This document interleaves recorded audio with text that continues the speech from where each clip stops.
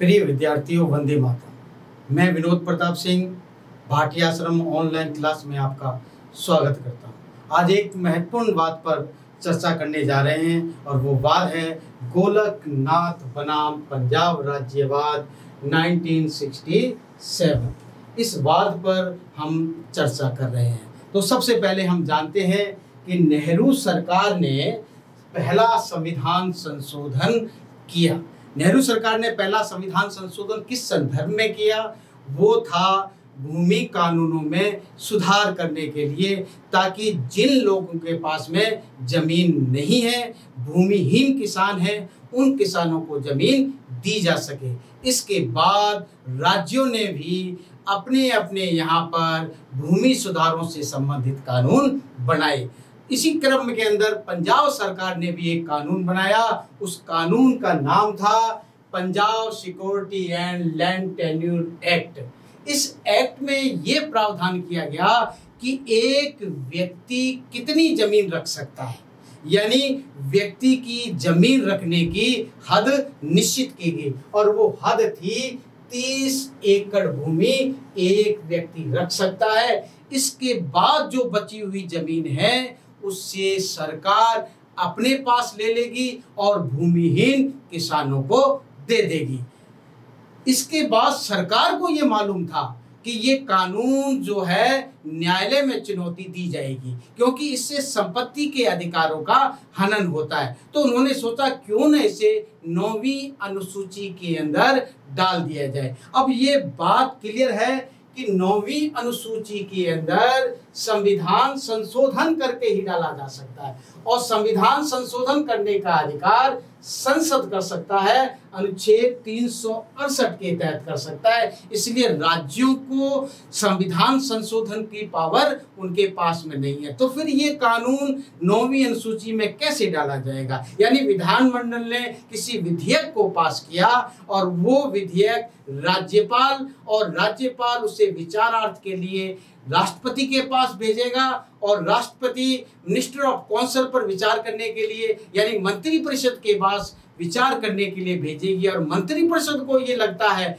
कि इस कानून को 9वीं अनुसूची में डाला जाए तो संविधान संशोधन करके उसे 9वीं अनुसूची में डाला जा सकता है, क्योंकि उस समय सरकार राज्य में पंजाब में भी कांग्रेस की थी और देश में भी सरकार कांग्रेस की थी। इसलिए इस कानून को डालने के लिए एक संविधान संशोधन करना पड़ा संसद के द्वारा और वो था 17वां संविधान संशोधन 1964। इसके द्वारा इस कानून को 9वीं अनुसूची के अंदर डाल दिया ताकि न्यायालय इसकी समीक्षा नहीं कर सके। न्यायालय समीक्षा नहीं कर सकेगा तो इस कानून को अवैध घोषित या असंवैधानिक घोषित नहीं किया जा सकता है। अब हुआ ये कि पंजाब के अंदर 2 भाई थे और वो 2 भाई थे, एक का नाम हेनरी गोलकनाथ और दूसरे का नाम विलियम गोलकनाथ था। इनके पास 500 एकड़ भूमि थी और ये कानून क्या कहता है? ये कानून कहता है कि एक व्यक्ति 30 एकड़ भूमि रख सकता है, उसके बाद सरकार बाकी जमीनों को अपने पास में ले लेगी।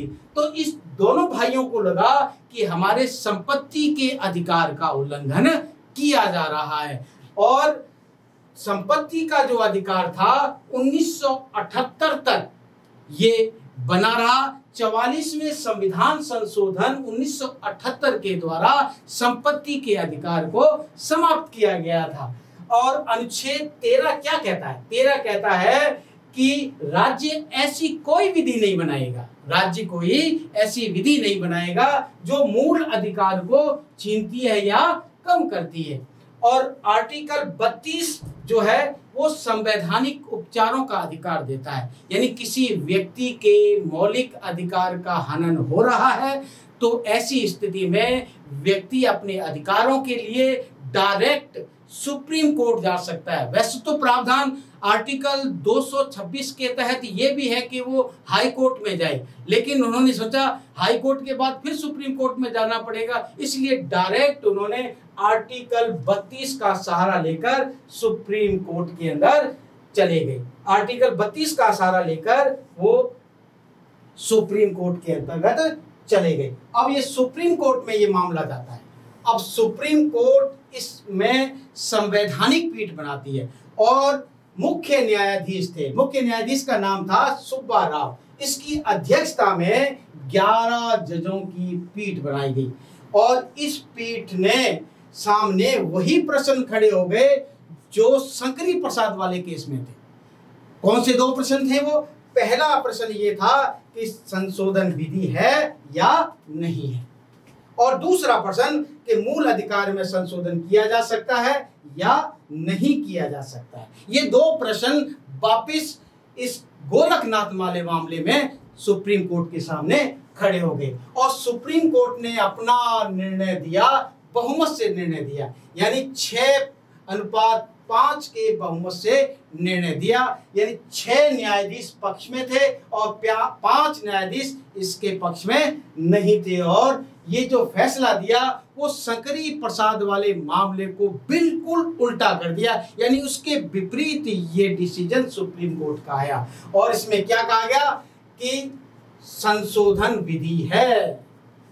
सुप्रीम कोर्ट के जजों ने कहा कि संशोधन विधि है। जो संशोधन विधि है तो आर्टिकल 13 ये कहता है कि ऐसी कोई राज्य विधि नहीं बना सकता कि जो मूल अधिकारों को छीनती है, इसलिए ये कानून असंवैधानिक है, अवैध है। और दूसरा डिसीजन उन्होंने क्या दिया कि संसद मूल अधिकारों में संशोधन नहीं कर सकती है।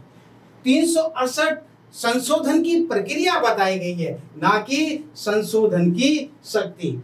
यानी जो संशोधन करना है वो संविधान के प्रावधानों के तहत रहकर ही किया जा सकता है, इसके बाहर नहीं किया जा सकता। जो शक्ति संविधान निर्माण सभा के पास में थी वो शक्ति संसद के पास में नहीं है। और यदि मूल अधिकारों सहित बहुत व्यापक स्तर पर, बड़े स्तर पर क्रांतिकारी परिवर्तन करना है तो आपको नई संविधान सभा का गठन करना होगा, नई संविधान सभा का गठन करना होगा, और वो उसे मूल अधिकार या उसमें क्रांतिकारी परिवर्तन कर सकता है। तो ये फैसला जो आया वो सरकार के विरोध में था और उसमें सरकार इंदिरा गांधी की थी। इंदिरा गांधी सुप्रीम कोर्ट के इस फैसले से बहुत ज्यादा नाराज थी और 1971 के अंदर समय से पहले मध्यावधि चुनाव लोकसभा के कराए गए और उसके अंदर इंदिरा गांधी की सरकार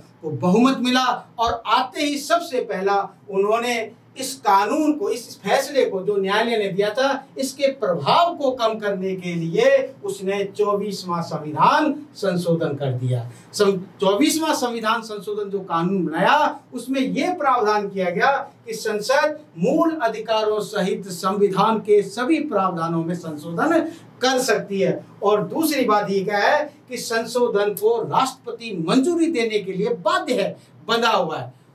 और 25, 26, 29 ये संविधान संशोधन किए थे। इन सब को जानने के लिए फिर मिलेंगे एक नए बात पर चर्चा करने के लिए। जय हिंद, जय भारत।